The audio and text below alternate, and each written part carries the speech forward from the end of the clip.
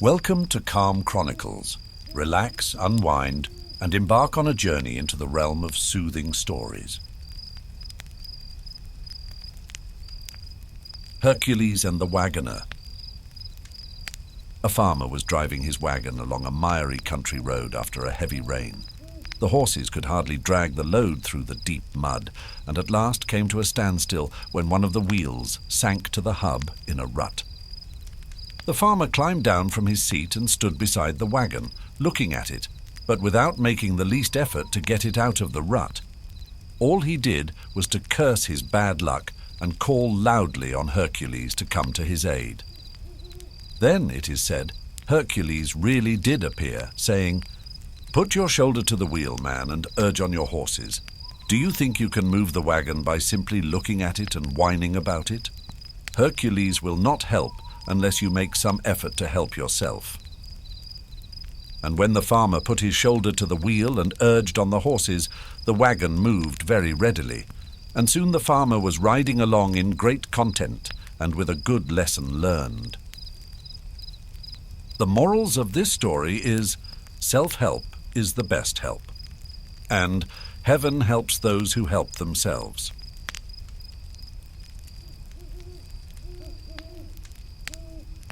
The Kid and the Wolf.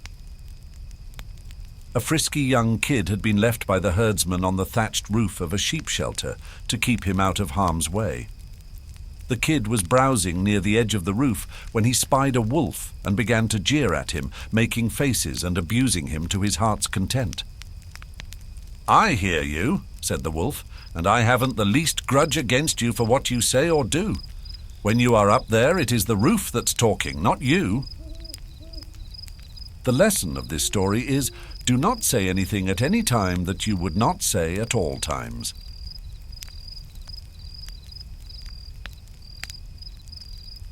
The Town Mouse and the Country Mouse.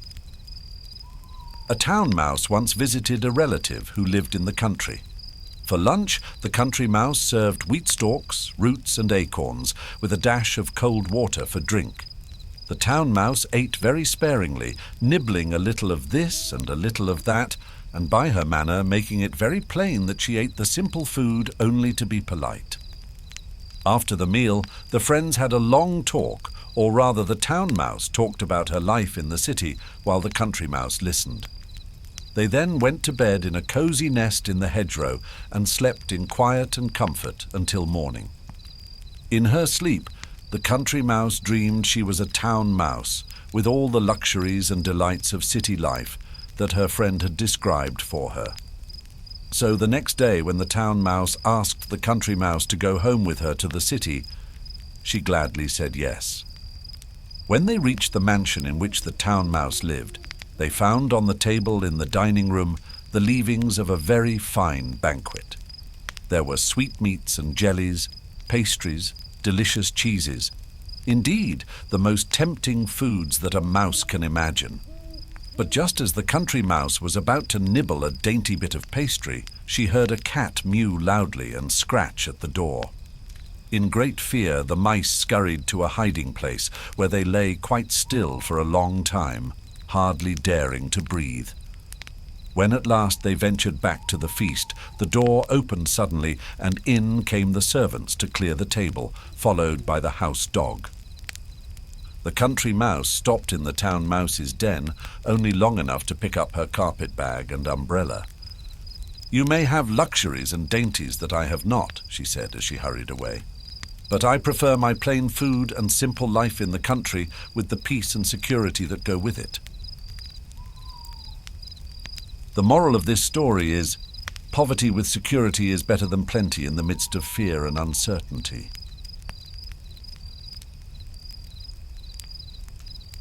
The Fox and the Grapes. A fox one day spied a beautiful bunch of ripe grapes hanging from a vine trained along the branches of a tree. The grapes seemed ready to burst with juice, and the fox's mouth watered as he gazed longingly at them. The bunch hung from a high branch, and the fox had to jump for it. The first time he jumped, he missed it by a long way. So he walked off a short distance and took a running leap at it, only to fall short once more. Again and again he tried, but in vain. Now he sat down and looked at the grapes in disgust. "What a fool I am," he said. "Here I am wearing myself out to get a bunch of sour grapes that are not worth gaping for." And off he walked very, very scornfully. The moral of this story is, there are many who pretend to despise and belittle that which is beyond their reach.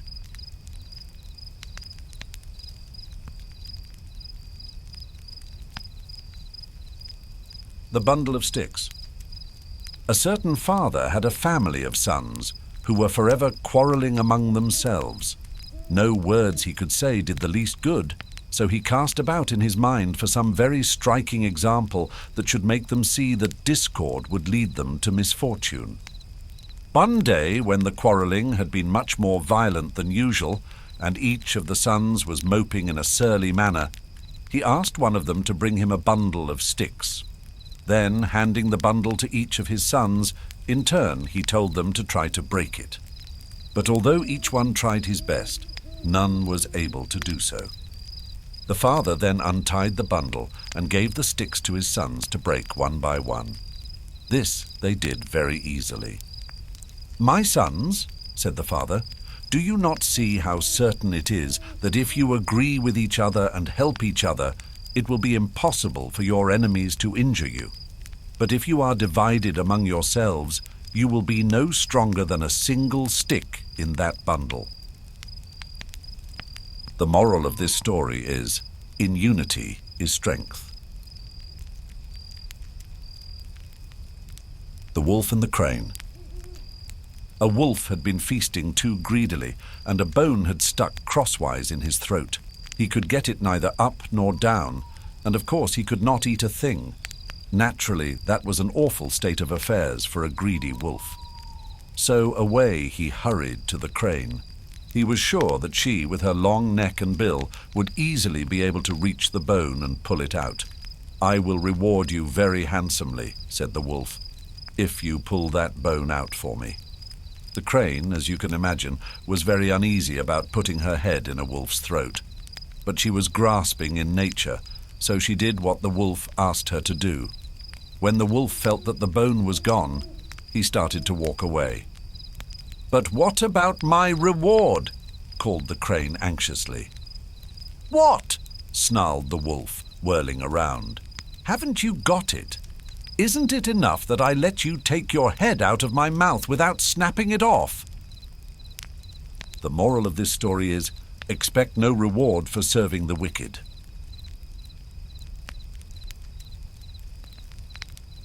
The Ass and his Driver.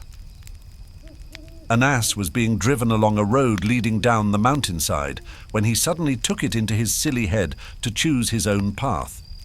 He could see his stall at the foot of the mountain, and to him the quickest way down seemed to be over the edge of the nearest cliff.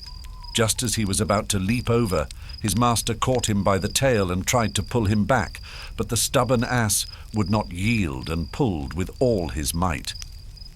"Very well," said his master. "Go your way, you willful beast, and see where it leads you." With that he let go, and the foolish ass tumbled head over heels down the mountainside. The moral of this story is, they who will not listen to reason but stubbornly go their own way against the friendly advice of those who are wiser than they are on the road to misfortune.